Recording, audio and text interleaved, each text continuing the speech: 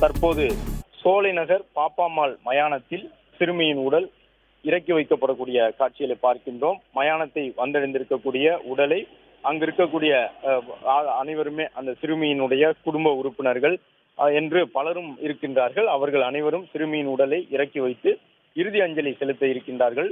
புதுச்சேரி நகரம் முழுவதுமே நேற்று முதல் தொடர்ந்து சோகமயமாக காட்சி தருகின்றது. நேற்று பிற்பகல் முதலே சிறுமியின் உடலுக்கு அஞ்சலி செலுத்துவதற்காக ஏராளமானோர் வருகை தந்திருந்தார்கள். அதிலும் குறிப்பாக இன்று காலை முதல் அந்த பகுதி முத்தியால்பேட்டை முழுவதுமாகவே சோக குரலாக காட்சியளித்தது. அழுகை குரலோடு காணப்பட்டது. அந்த சிறுமியை பயின்ற பள்ளியினுடைய அந்த வகுப்பு ஆசிரியர்கள் உள்ளிட்டோர் வருகை தந்து அவருக்கு இறுதி அஞ்சலி செலுத்தியிருந்தார்கள்.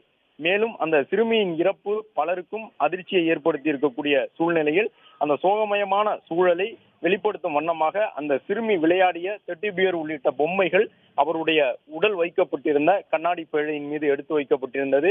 அது மட்டுமல்லாமல் அந்த சிறுமியின் வகுப்பில் பயிலக்கூடிய மாணவிகள், அவருக்கு பாடம் எடுத்த ஆசிரியர்கள் என்ற அனைவருமே கண்ணீரோடு அங்கு வருகை தந்து அவருக்கு இறுதி அஞ்சலி செலுத்தியிருந்தார்கள். 5 வயது சிறுமி, 5ஆம் வகுப்பு பயிலக்கூடிய 9 வயது சிறுமி பாலியல் வன்கொடுமைக்கு ஆளாக்கப்பட்டு அவர் கொலை செய்யப்பட்டிருக்கக்கூடிய சூழ்நிலையில் மயானத்தில் தற்போது அவருடைய இறுதிச் சடங்கு நடைபெற்றுக் கொண்டிருக்கின்றது. இது போன்ற ஒரு சம்பவம் இனி வரக்கூடிய நாட்களில் நடந்து விடாமல் இருக்க புதுவை அரசு உரிய நடவடிக்கை எடுக்கும் என்கின்ற ஒரு உறுதிப்பாட்டினை அந்த புதுவையினுடைய முதலமைச்சர் வழங்கியிருக்கின்றார். மேலும் துணைநிலை ஆளுநர் உள்ளிட்டவர்களும் முத்தியால்பேட்டை காவலர்கள் மீது எடுக்கப்பட்டிருக்கக்கூடிய நடவடிக்கை தொடர்பான விவரங்களை சற்று முன்பாக பகிர்ந்து கொண்டிருந்தார்கள். அந்த காவல் நிலையத்தில் புகார் வழக்கு பதிவு செய்யப்பட்டவுடன் காவல்துறையினர் அனைத்து கோணங்களிலும் விசாரணை நடத்தி இருக்க வேண்டும் என்பது பல்வேறு தரப்பினருடைய அரசியல் தலைவர்களுடைய குற்றச்சாட்டாக இருந்தது. முத்தியால்பேட்டை காவல் நிலையத்தில் சனிக்கிழமை அந்த சிறுமி காணாமல் போனதாக பெற்றோர் புகார் தந்த பொழுதே உடனடியாக விசாரணை நடத்தி இருந்தால் ஒருவேளை அந்த சிறுமியினுடைய இந்த இக்கட்டான நிலையை தவிர்த்திருக்க முடியும் என்கின்ற ஒரு எதிர்பார்ப்பை அவர்கள் சொல்லுகின்றார்கள். இந்த நிலையில்தான் அந்த சிறுமி எவ்வாறு கொலை செய்யப்பட்டிருந்தார் என்பது தொடர்பாக தொடர்ந்து விசாரணை நடைபெற்று வருகின்றது. முதல் கட்ட விசாரணை, அது மட்டுமல்லாமல் அந்த பிரேத பரிசோதனை என்று சொல்லப்படக்கூடிய உடல் கூராய்வு முடிவின் மூலமாக ஏறக்குறைய அந்த சிறுமி பாலியல் வன்புணர்வுக்கு ஆளாக்கப்பட்டிருந்தார் என்ற செய்தி நேற்று முன்தினமே வெளியாகி இருந்தது. அவ்வாறு அந்த 7 நபர்கள் சேர்ந்து அந்த சிறுமியை சிதைத்து கொலை செய்திருக்கின்றார்கள். அவ்வாறு அவர்கள் அந்த செயலில் ஈடுபட்ட பொழுது அந்த சிறுமி அழுகுரல் எழுப்பிய நிலையில் அந்த அழுகுரல் சத்தம் வெளியில் கேட்டுவிடக்கூடாது என்கின்ற ஒரு அச்சத்தில் அந்த கொடுஞ்செயலில் ஈடுபட்ட குற்றவாளிகள் அந்த சிறுமியை கொலை செய்திருக்கலாம் என்ற கோணத்தில் காவல்துறையினருடைய விசாரணை முடுக்கிவிடப்பட்டிருக்கின்றது.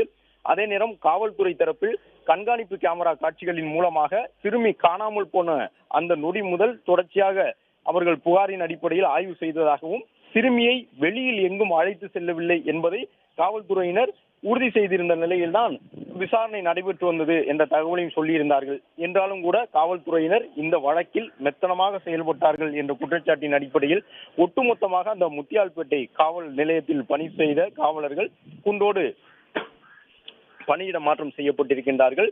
சிறுமியின் உடல் தற்போது அந்த மயானத்தை வந்தடைந்திருக்கின்றது. கொலை தொடர்பாக சிறப்பு நீதிமன்றம் அமைத்து குற்றவாளிகளுக்கு உரிய தண்டனை வழங்கப்படும் என்கின்ற உறுதியினை புதுச்சேரியினுடைய துணைநிலை ஆளுநர் வழங்கியிருக்கின்றார். அது மட்டுமல்லாமல் பெண் குழந்தைகளை கவனிப்பது போன்று ஆண் குழந்தைகளை பெற்றிருக்கக்கூடிய பெற்றோரும் தங்களுடைய குழந்தைகள் எவ்வாறு வளர்கின்றார்கள் என்பதை கண்காணிக்க வேண்டும் என்பதையும் புதுவையினுடைய துணைநிலை ஆளுநர் தெரிவித்திருந்தார். சிறுமியின் உடல் அந்த மயானத்தை வந்தடைந்திருக்கின்றது. அந்த இடம் முழுவதுமாகவே ஒரு சோகமயமாக காட்சி தருகின்றது. அதே நேரம் ஒட்டுமொத்தமாக புதுச்சேரியில் இருக்கக்கூடிய அந்த நகர மக்கள் இந்த செயலில் ஈடுபட்ட குற்றவாளிகளுக்கு உச்சபட்ச தண்டனை வழங்க வேண்டும் என்கின்ற ஒரு கோப கனலோடு இருக்கக்கூடிய வகையில்தான் கடந்த 2 நாட்களாக புதுவையினுடைய அந்த சிறுமியின் இறுதிச் சடங்கு ஏற்பாடுகளை பார்க்க முடிந்தது.